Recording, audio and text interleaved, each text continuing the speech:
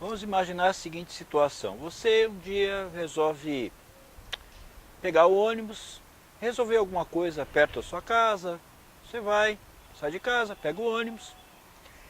E quando você chega ao final, você saiu sem documento, é uma viagem próxima, algo que você queria resolver bem próximo da sua residência. Deu um apagão, você não lembra de mais nada. Você esqueceu quem você é. Você teve um problema de amnésia. Insólito, não?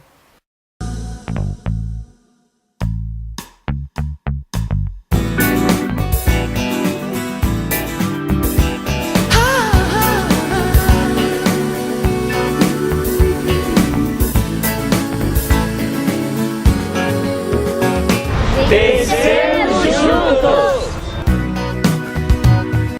Mas o fato é que isso às vezes pode acontecer no mundo real. Agora imagine você esta situação que eu estou narrando. Difícil, não? Porque se deu amnésia, o que vai acontecer? Você não lembra quem são seus familiares? Você não lembra a sua data de nascimento? Você não lembra mais os seus documentos? Você não lembra de nada. Você vai precisar da ajuda de outras pessoas para que elas possam dizer, afinal de contas, quem você é. Vamos colocar esta situação num plano mais geral. Imagine um povo, um grupo de pessoas que elas não têm memória ou que não se importam com o seu passado. É complicado, porque se você não lembra o seu passado, você vai provavelmente ficar perdido. Pior que isso, você vai certamente perder todas as suas referências e vai cometer os mesmos erros que você já havia cometido. O papel da história é exatamente esse. A história é uma ciência absolutamente importante, porque um povo que não lembra do seu passado está fadado a cometer os mesmos erros várias vezes. A minha intenção com esse vídeo hoje é trazer à memória algumas informações que são muito importantes para o nosso país. Este ano, o ano de 2018, todo mundo sabe, é um ano espetacularmente importante para o nosso país. É um momento em que nós vamos poder mudar uma série de coisas através do voto. É o voto e a participação do povo que vai fazer com que as coisas aconteçam. Se a coisa não está bem, nós temos sim o poder e a condição de mudar. Então hoje eu vou começar uma série de vídeos falando sobre nosso passado político recente. Como nós chegamos onde nós estamos.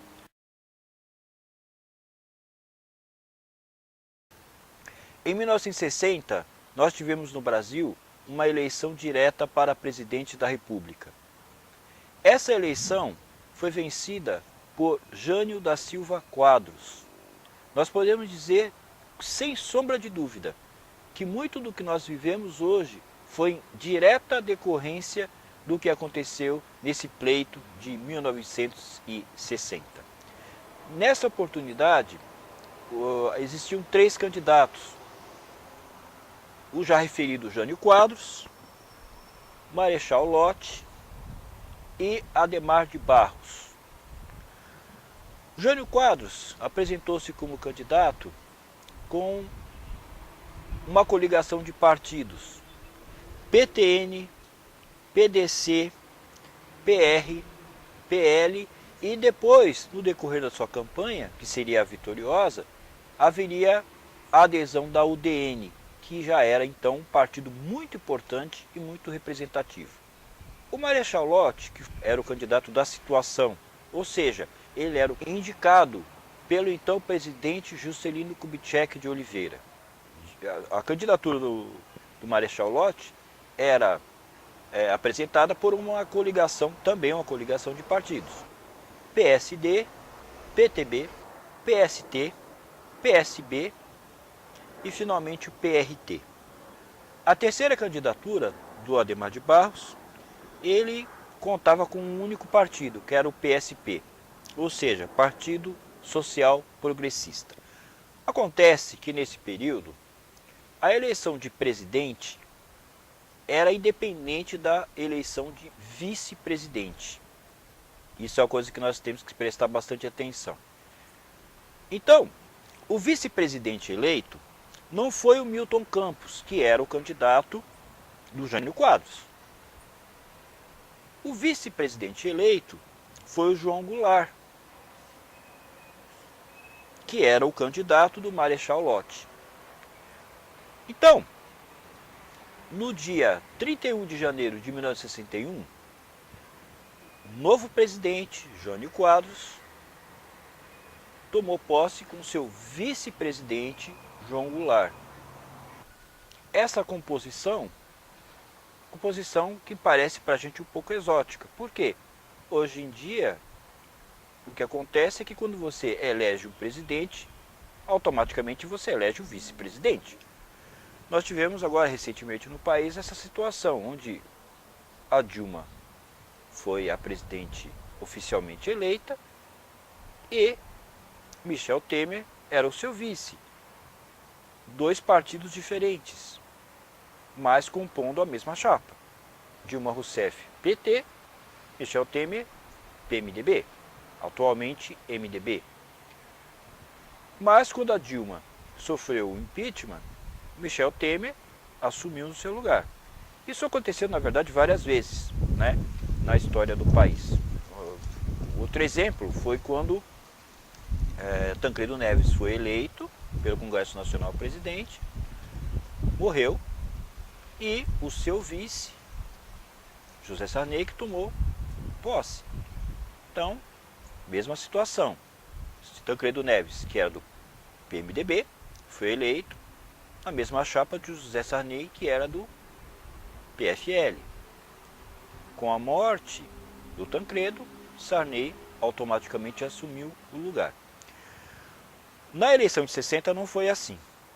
Bom, aparentemente isso não traria problema algum, só que trouxe bastante problema. Jânio Quadros foi uma figura meteórica da política nacional. Ele surgiu, ele que era mato-grossense, começou sua carreira política aqui em São Paulo, foi eleito vereador, depois prefeito, depois governador, numa sequência realmente extraordinária. A que se deve esse sucesso estrondoso do Jânio Quadros até chegar à presidência da República? Vários fatores. Em primeiro lugar, o Jânio era uma pessoa extremamente carismática. Aliás, neste período que eu estou trazendo aqui, dos anos 60, 50 para os anos 60, o que não faltava no Brasil eram políticos extremamente carismáticos, como o próprio caso do João Goulart, ou Leonel Brizola, Miguel Arraes, o próprio Adhemar de Barros. Existiam várias figuras realmente extremamente carismáticas. Eu não estou aqui discutindo a ideologia ou a qualidade desses candidatos. Estou apenas dizendo um fato que é inegável. Eram carismáticos. E o Jânio Quadros, sem sombra de dúvida, muito, extremamente carismático. Ele surgiu com a ideia, que fez muito sucesso à época, de acabar com corrupção. Vejam vocês que esse assunto de corrupção, então, não vem de agora. Já é assunto bem antigo no Brasil. E o seu símbolo ficou muito famoso, que era a vassourinha. Então, era varre-varre a vassourinha, varre-varre a bandalheira e assim por diante. Então, esse era o lema do Jânio Quadros. Em 60 foi eleito, baseado, como eu disse, principalmente no seu carisma, essa ideia de limpeza das coisas públicas, de acabar com a corrupção, e terceiro e não menos importante, um discurso anticomunista.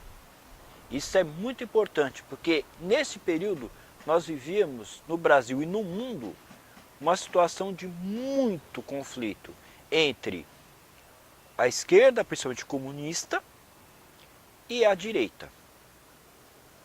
isso se via não só no Brasil, mas pelo mundo afora. Então, de um lado, nós tínhamos o grupo liderado pelos Estados Unidos, que era o grupo capitalista, e que faziam parte a Alemanha Ocidental, o Canadá, o Japão, entre outros.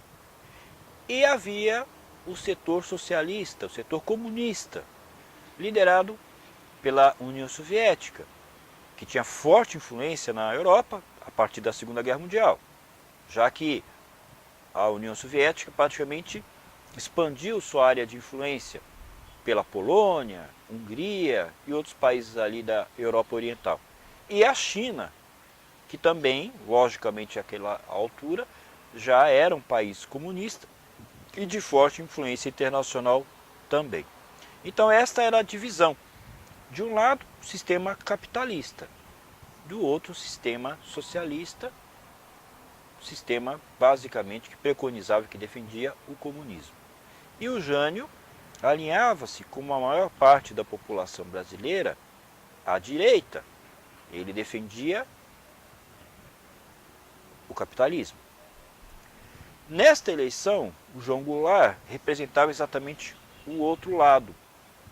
Ele, que era do PTB, ou seja, Partido Trabalhista Brasileiro, que era, na tradição do presidente Getúlio Dornelles Vargas, ele era claramente de esquerda.